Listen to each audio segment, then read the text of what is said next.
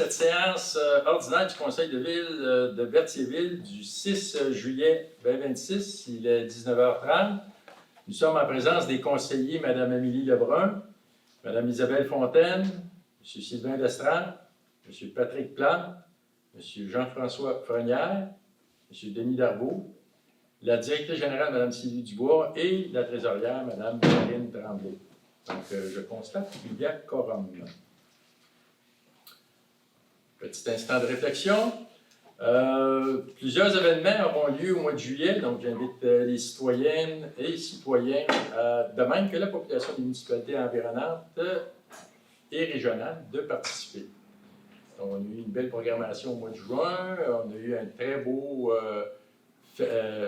Berthier-Rite. Il y a des Berthier-Fest, Berthier-Rite, Berthier-Rite. OK, fait que tous ceux qui sont venus, je pense qu'ils ont apprécié vraiment là, la programmation de jour, autant que le spectacle avec le groupe Hommage au colloque de soir, entre autres. Puis de même que les autres groupes qui étaient vraiment à découvrir, qui étaient très, très bien. Donc, en revenant au mois de juillet, donc le samedi 11 juillet, juste vous dire qu'au Parc Sainte-Geneviève, de 15h à 19h, il va y avoir le chanteur-animateur Marcel Puffal. Il va y avoir aussi le vendredi le 10 et samedi le 11 juillet le LocoFest. Ça, c'est à l'Esplanade face à la brasserie Locomotive. C'est les deux soirs, c'est de 18h30 à 21h30. Il y a deux bandes différentes chaque soir. Donc, l'année dernière, ça avait été vraiment très, très bien, ceux qui ont pu assister. Donc, je vous invite encore une fois à assister à cette activité-là. Ne pas oublier aussi les jeudis 5 à 7 à la Chapelle des Culs-de-Verre. Donc, c'est des spectacles plein air gratuits sur le site. Donc, emmenez, lorsqu'il fait beau, emmenez votre pique-nique. Ça vaut vraiment la peine. Puis, vous pouvez voir la programmation en réalité sur le site de la Chapelle des Culs-de-Verre. Donc, on va procéder maintenant à l'adoption de l'ordre du jour. Madame Fontaine. Oui, c'est bon.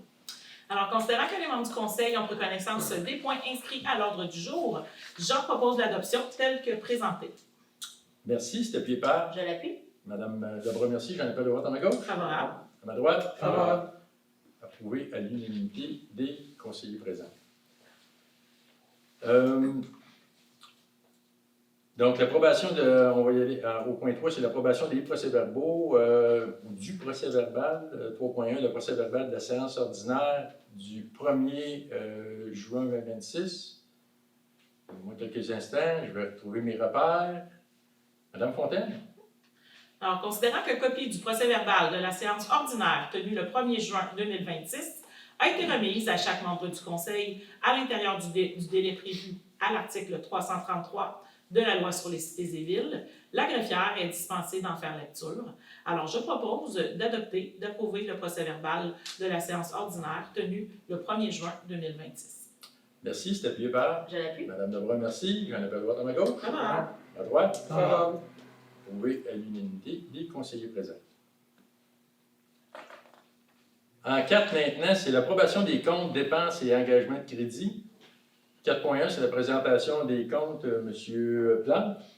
Considérant qu'il est nécessaire de procéder au paiement de diverses dépenses reliées au fonctionnement des services municipaux, en conséquence, je propose d'entériner le paiement des dépenses détaillées à la liste des achats préparés et déposés en date du 3 juillet 2026 par le service de trésorerie, totalisant la somme de 538 909,94 $.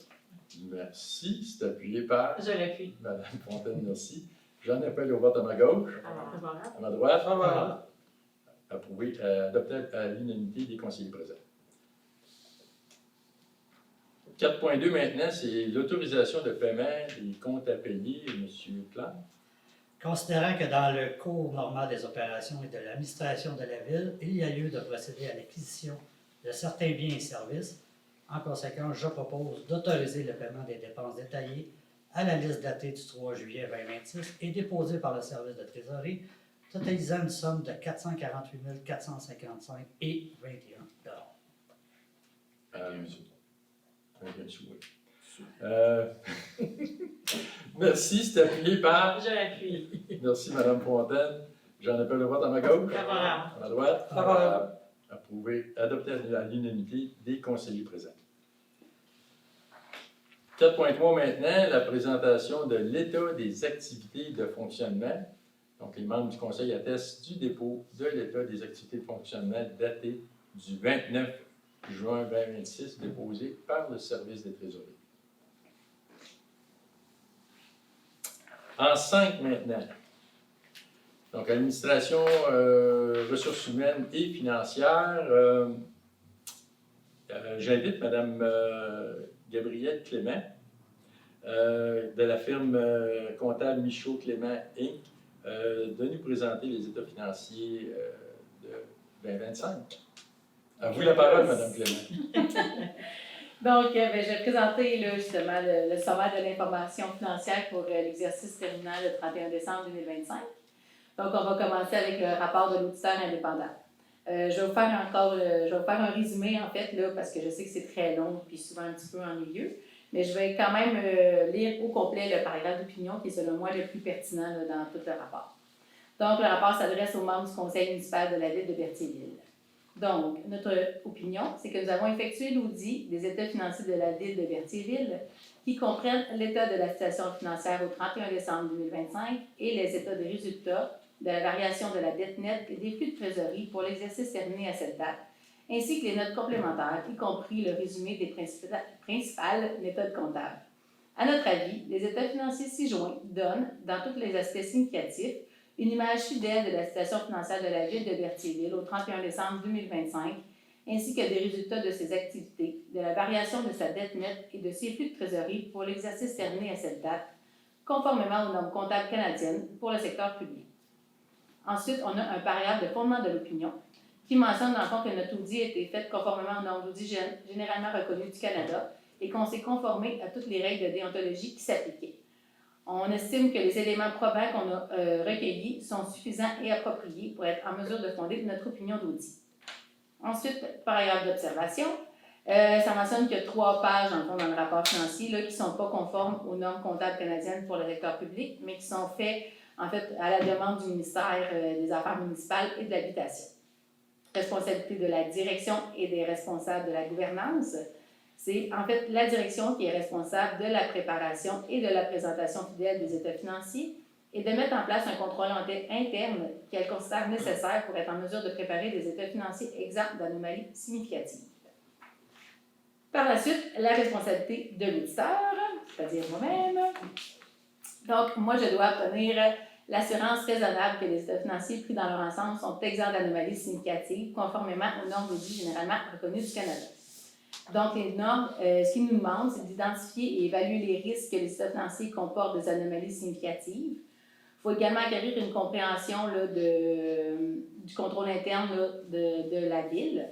Ensuite, on apprécie le caractère approprié des méthodes comptables et aussi s'assurer que les estimations comptables sont raisonnables. On s'assure également que le principe de continuité d'exploitation est valide. Et finalement, on évalue la présentation d'ensemble, la structure et le contenu des états financiers pour s'assurer qu'ils donnent une image fidèle. Donc, ensuite, on passe aux chiffres. Donc, on commence avec le sommaire des résultats à des fins fiscales. Au niveau des revenus, les revenus de fonctionnement cette année, au 31 décembre 2025 pour la ville de Berthierville, 11 832 407. Les revenus d'investissement, 427 374. Donc, un total de revenus de 12 259 781. Au niveau des charges, 12 384 203. On en dégage un déficit lié aux activités de 124 422. Donc là, en fait, cet état-là cherche à définir l'excédent de fonctionnement de l'exercice. Donc, on va soustraire les revenus d'investissement de 427 374. Donc, on arrive avec un déficit de fonctionnement de l'exercice avant conciliation de 551 796. Au niveau des éléments de conciliation des fins fiscales, on ajoute l'amortissement de 2 9 963. On soustrait le remboursement de la dette à long terme de 675 350. Ensuite, il y a quelques affectations, donc un montant de 3 359 qui s'en va aux activités d'investissement. Et finalement, des affectations d'excédents accumulés pour 760 976. Cette année, on a aussi un élément qui s'ajoute dans autre élément de conciliation de 70 132. Donc, cette année, l'excédent de la Ville de Berthierville au 31 décembre 2025 est de 1 610 566. Ensuite, on passe à l'état de la situation financière. Au niveau des actifs financiers, on a la trésorerie équivalente trésorerie pour 3 051 502, les débiteurs 5 167 339, donc un total des actifs financiers de 8 218 841. Ensuite, les passifs, les créditeurs charges à payer 660 301, revenus reportés 304 478, dette à long terme 12 63 428, donc un total des passifs de 13 28 207. On arrive avec une dette nette de 4 809 366. Ensuite, au niveau des actifs non financiers, immobilisation corporelle, 39 931 601. Les autres actifs non financiers, c'est en fait l'inventaire de pièces, le rechange et les frais payés d'avance, donc un total de 223 946. On arrive donc avec un excédent accumulé de 35 346 181. À la page suivante, on a le détail de cet excédent-là accumulé. Donc, on a un excédent de fonctionnement non affecté de 3 623 775. Au niveau de l'excédent de fonctionnement affecté, on a un montant de 298 976 qui est prévu pour le développement ouest et finalement des engagements pour le prochain exercice de 305 113. Donc, un excédent de fonctionnement affecté de 604 089. Au niveau des réserves financières, on a un montant pour les bouts, c'est 745 765. Au niveau des fonds réservés, le fonds de roulement, 577 627. Ensuite, financement des investissements en cours, 903 189. Et finalement, l'investissement net dans les immobilisations et autres actifs de 30 698 114. Donc, ça donne le 35 346 181 qu'on était à la page précédente. Ensuite, au niveau de l'endettement net à long terme, la Ville est endettée pour un montant total de 9 483 356. Et ensuite, si on ajoute la quote-part dans le fond de la Ville dans la MRC qui est de 658 855, on arrive avec un total de 10 142 211. Ensuite, on analyse la dette à long terme. Donc, il y a un montant qui est à la charge de l'ensemble des contribuables pour un total de 9 233 487 et un montant qui est à la charge du gouvernement du Québec de 2 868 013. Donc, qui donne le total de la dette de 12 101 500. Au niveau des revenus pour l'exercice 2025, les revenus de fonctionnement, donc la taxation, c'est 8 812 016. Ensuite, la compensation totale de taxes, 308 350. Les transferts, c'est tout ce qui est des subventions, 620 800. Services rendus, 1 373 573. Les impositions des droits, amendes et pénalités, 566 828. Autres, c'est des intérêts, 150 840. Donc, des totals de revenus de fonctionnement de 11 832 407. Au niveau des revenus d'investissement, on n'a que des transferts, donc un montant de 427 374. Donc, un total des revenus pour l'exercice 2025 de 12 259 781. Ensuite, on passe aux charges. Donc, pour l'année 2025, au niveau de l'administration générale, c'est 1 523 105. Sécurité publique, en sous-catégorie police, 648 163. Sécurité incendie, 506 186. Autres, 50 102. Ensuite, au niveau du transport, les réseaux routiers, 2 606 175. Le transport collectif, 69 448. Hygiène du milieu, eau et égouts, 4 168 674. Matières résiduelles, 355 581. Autres, 700 $. Santé et bien-être, 38 542. Ensuite, aménagement, urbanisme et développement, sous-catégorie aménagement, urbanisme et zonage, 216 988. Promotion et développement économique, 7 649. Autres, 18 750. Loisirs et culture, 1 843 161. Frais de financement, 330 979. Donc, un total des charges de 12 384 203. Et finalement, on termine avec le sommaire des activités d'investissement. Donc, nos revenus d'investissement qu'on a vu tout à l'heure, le 427 374. Ensuite, au niveau des éléments de conciliation, on a eu des acquisitions d'immobilisation pour un montant de 3 366 952. Au niveau, après ça, des affectations, les activités de fonctionnement, le montant qu'on a vu au tout début, 3 359. Et l'utilisation d'excédents accumulés pour un montant de 2 681 813. Donc, on arrive cette année avec un déficit d'investissement de l'exercice de 254 406. Et voilà. Merci. Avez-vous pris le temps de respirer, Mme Clément? Merci beaucoup. Donc, on va procéder au dépôt des états financiers du rapport de l'auditeur d'exercice 2025. Madame... C'est moi. Ah, Madame Fontaine? Non, c'est moi. Ah oui, Madame Lebrun. Considérant qu'en vertu des articles 105 et suivants de la loi sur les cités et villes, la trésorière a dressé le rapport financier de la ville de Berthéville pour l'exercice 2025. Considérant que la firme Michaud-Clément Incorporée a procédé à la vérification annuelle des états financiers de l'exercice 2025, considérant l'avis public daté du 30 juin 2026, publié conformément aux dispositions du règlement numéro 949 annonçant la date du dépôt des rapports financiers, alors je propose de confirmer le dépôt du rapport financier de la ville de Berthéville pour l'exercice se terminant le 31 décembre 2025, ainsi que du rapport de l'auditeur externe émis par la firme Michaud-Clément Incorporée. Merci, c'est appuyé par J'appuie. Monsieur Darvaux, merci. J'en appelle au vote à ma gauche. Favorable. À ma droite. Favorable. Adopté à l'unanimité des conseillers présents. En 5.2 maintenant.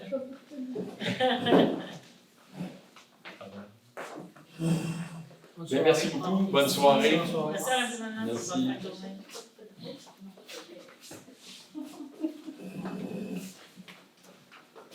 On vient de perdre la moitié de notre histoire.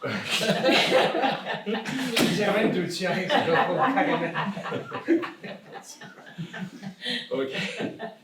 5.2 maintenant, Office régional d'habitation, c'est l'ORH, c'est les travaux à l'immeuble situé au 1030 rue au Coin, dans le cadre du programme PRHLM. Madame Lebrun? Considérant les travaux de réfection réalisés à l'immeuble situé au 1030 rue au Coin dans le cadre du programme de rénovation des habitations à loyer modique, le PRHLM, considérant la facture transmise par l'Office régional d'habitation de Dautré, établissant la quote-part payable par la ville de Berthéville au montant de 255 390,64, représentant 10 du coût total réel du projet, lequel s'élève à 2 553 906,42. Alors, je propose d'autoriser le paiement d'une somme de 255 390,64 à l'Office régional d'habitation de Dautré relativement aux travaux réalisés à l'immeuble situé au 1030 rue au Coin dans le cadre du programme PRHLM. D'autoriser une appropriation à l'excédent non affecté d'un montant de 255 390,64 afin d'acquitter cette dépense. Merci, c'est appuyé par J'appuie. M. Prenière, merci. J'en appelle au vote à ma gauche. Favorable. À ma droite. Favorable. Adopté à l'unanimité des conseillers présents. 5.3 maintenant, c'est l'école Pierre de Lestage, une contribution pour l'achat de poubelles. Monsieur Darvaux? Alors, je propose d'autoriser le versement d'une contribution financière au Centre de services scolaires des Samars d'un montant de 3 200 $ pour l'acquisition de 3 poubelles destinées à être installées dans la cour extérieure de l'école Pierre de Lestage. Merci, c'est appuyé par Je l'appuie. M. Plante, merci. J'en appelle au vote à ma gauche. Favorable. À ma droite. Favorable. Adopté à l'unanimité des conseillers présents. 5.4 maintenant, c'est le programme annuel, le programme Nouveaux Horizons. Donc, c'est un dépôt de projet. Monsieur Darvaux? Considérant le programme Nouveaux Horizons pour les aînés visant à soutenir des projets favorisant la participation sociale, l'inclusion et la qualité de vie de personnes aînées, considérant la volonté de la ville de Berthierville d'améliorer les installations du centre communautaire situé au 670 rue Laferrière afin de favoriser la tenue d'activités, de conférences et d'événements destinés notamment aux personnes aînées. En conséquence, je propose d'autoriser la direction générale à déposer pour et au nom de la ville de Berthierville une demande d'aide financière dans le cadre du programme Nouveaux Horizons pour les aînés afin de réaliser un projet d'aménagement d'un système de projection comprenant un projecteur, un écran et un système de son au centre communautaire situé au 670 rue Laferrière. D'autoriser la directrice générale et greffière à signer tout document ou autre acte requis aux fins du dépôt de la demande. Merci, c'était appuyé par Je l'appuie. M. Plante, merci. J'en appelle droite à ma gauche. Favorable. À droite. Favorable. Adopté à l'unanimité des conseillers présents. 5.5 maintenant, c'est le travail de rue de Lavaltrie, la Truelle. C'est une reconnaissance et une contribution financière, Mme Lebrun. Considérant que l'organisme Travail de rue de Lavaltrie, la Truelle, intervient depuis 1999 auprès des personnes en situation de vulnérabilité sur le territoire de Lavaltrie et qu'il offre également des services sur le territoire de la ville de Berthierville et de la municipalité de Lanoret depuis 2019. Considérant que les intervenants de Truelle assurent une présence de proximité auprès des citoyens dans les rues, les parcs, les commerces, lieux de rassemblement et les logements afin d'offrir un accompagnement personnalisé et préventif. Considérant que les interventions réalisées par l'organisme contribuent notamment à réduire l'isolement social, à prévenir l'itinérance et les situations d'urgence, à soutenir les citoyens avant l'aggravation des problématiques, à diminuer la pression sur les services d'urgence et à renforcer le filet social local. Considérant que l'unité mobile, le Vagabond des Berges, permet d'offrir des services de proximité accessibles à un plus grand nombre de citoyens sur le territoire, considérant l'importance des services offerts par l'organisme Travail de rue Lavaltrie pour la population de Berthierville et la volonté du conseil municipal de soutenir la poursuite de ces activités, alors je propose de reconnaître la contribution essentielle de l'organisme Travail de rue Lavaltrie et la pertinence des services de proximité qu'il dispense sur le territoire de la ville de Berthierville, d'autoriser l'octroi d'une aide financière de 5 000 $ à l'organisme Travail de rue Lavaltrie pour l'année 2026 afin de soutenir la poursuite de ses activités et le maintien de ses services auprès de la population de Berthierville. Merci, c'est appuyé par Je l'appuie. M. Plante, merci. J'en appelle droite à ma gauche. Favorable. À droite. Favorable. Adopté à l'unanimité des conseillers présents. 5.6 maintenant, c'est le chemin du Roi et route verte, donc c'est une déclaration commune en faveur d'infrastructures sécuritaires. M. Darboux. Considérant que la route 138 sur le territoire de la municipalité de Lanoret constitue l'assise de deux réseaux nationaux d'envergure, le chemin du Roi, premier axe routier carrossable de la Nouvelle-France, et la route verte, le plus grand itinéraire cyclable Amérique du Nord. Considérant que l'état de dégradation extrême et avancé de la chaussée sur ce tronçon névralgique compromet quotidiennement la sécurité des automobilistes, des piétons, des cyclotouristes et des familles de notre communauté. Considérant que les démarches citoyennes et municipales se multiplient sans relâche depuis des années, notamment par le dépôt d'une pétition officielle à l'Assemblée nationale du Québec en 2024 et par la tenue d'une première marche mobilisatrice de plus de 200 personnes à l'automne dernier. Considérant que l'inaction actuelle constitue un frein majeur au développement économique, au rayonnement touristique de la région de la Lanaudière et à la promotion de saines habitudes de vie par le transport actif, considérant que la sécurité de nos concitoyennes et concitoyens, ainsi que des cyclistes lors de leur déplacement sur cette artère est un impératif qui transcende les allégeances politiques et qu'il n'est plus temps d'analyser mais d'agir. En conséquence, je propose d'appuyer la déclaration comme telle que proposée par la municipalité de Lanoret relativement à l'amélioration des infrastructures routières et cyclables sur le tronçon de la route 138 concernée, de demander au gouvernement du Québec de reconnaître de façon urgente la dangerosité du tronçon de la route 138 à Lanoret et du caractère insoutenable du statu quo, de s'engager fermement pour l'exécution rapide des travaux de réfection majeure de la chaussée, de sécuriser immédiatement les voies dédiées au transport actif afin de redonner aux usagers de la route verte et du chemin du Roi un itinéraire sécuritaire dont tous les Québécois peuvent être fiers, de transmettre une copie de la présente résolution à la municipalité de Lanoret.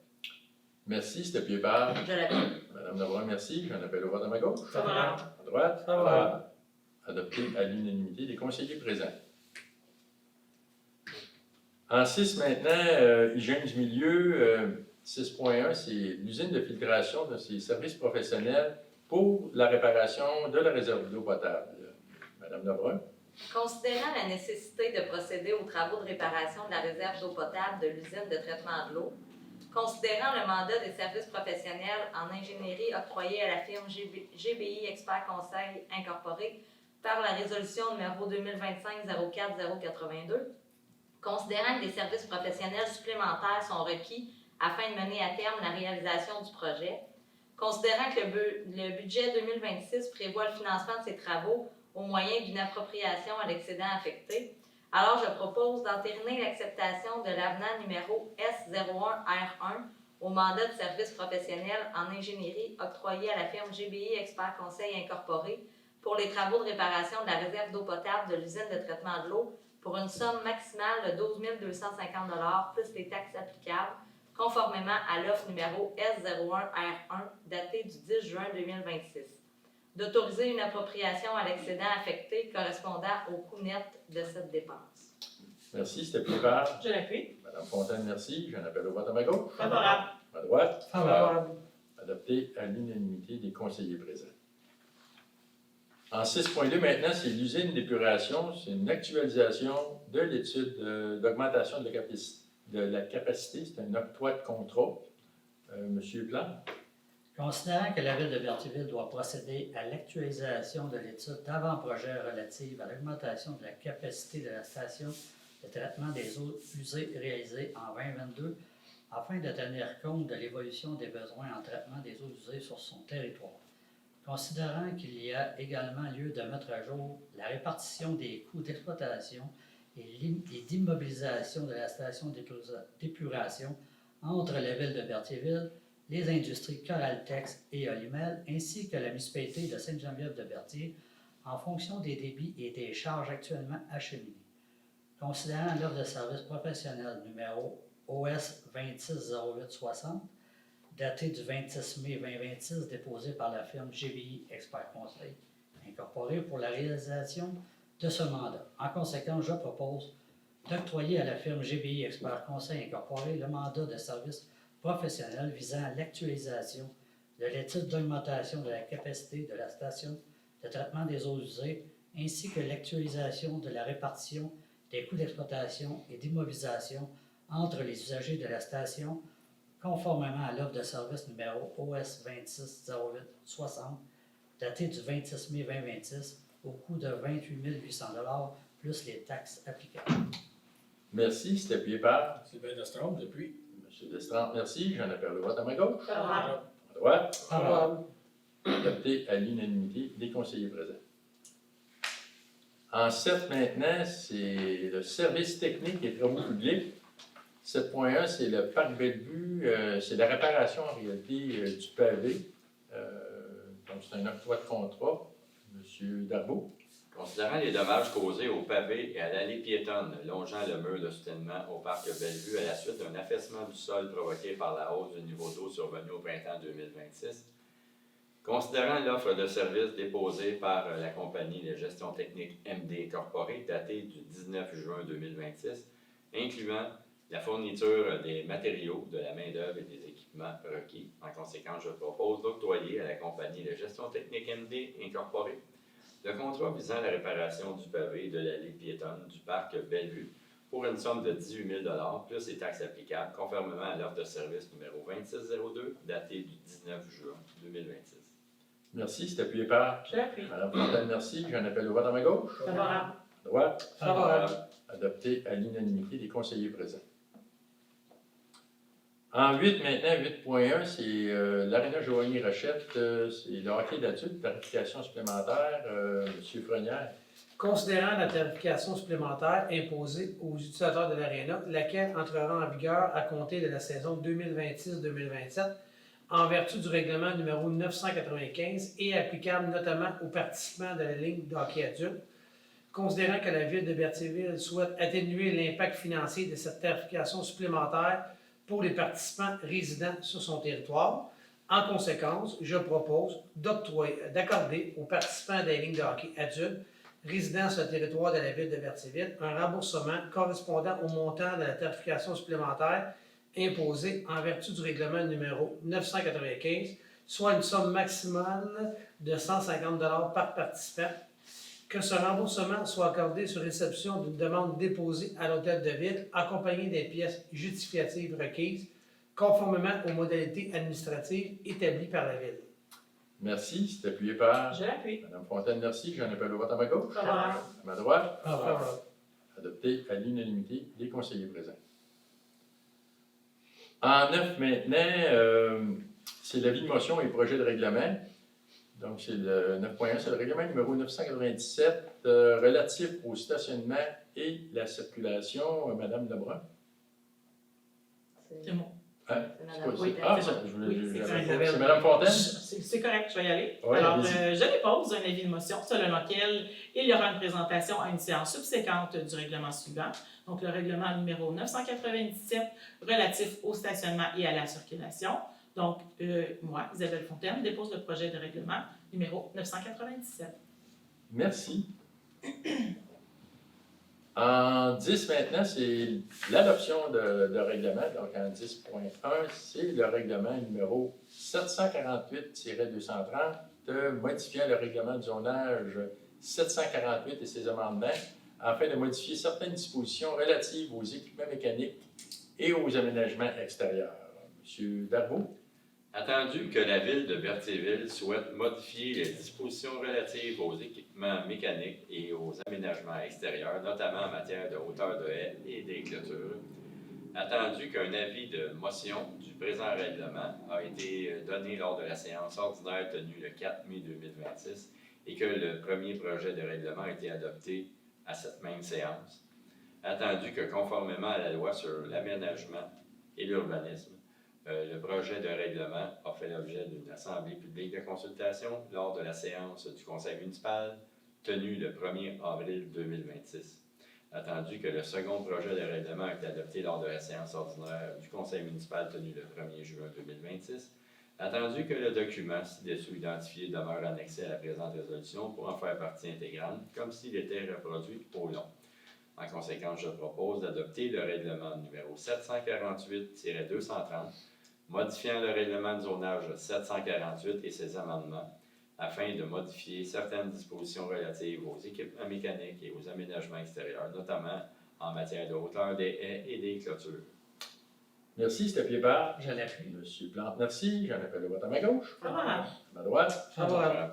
Adopté à l'unanimité des conseillers présents. 10.2 maintenant, c'est le règlement numéro 996 décrétant les règles de contrôle et de suivi budgétaire et de délégation de pouvoir. Madame Fontaine.